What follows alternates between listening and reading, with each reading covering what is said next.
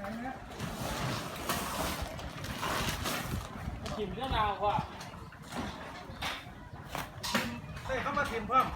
เดือดย่อยยังแบบสามพายอยู่ตื่นไม่ใส่ปุ๊บ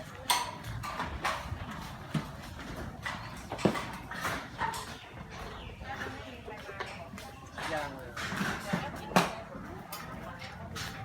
ใครเป็นคนไม่เป็นเดียวเบียร์ก็ต้องเปลี่ยนแล้วมากระทักกระจายของเลย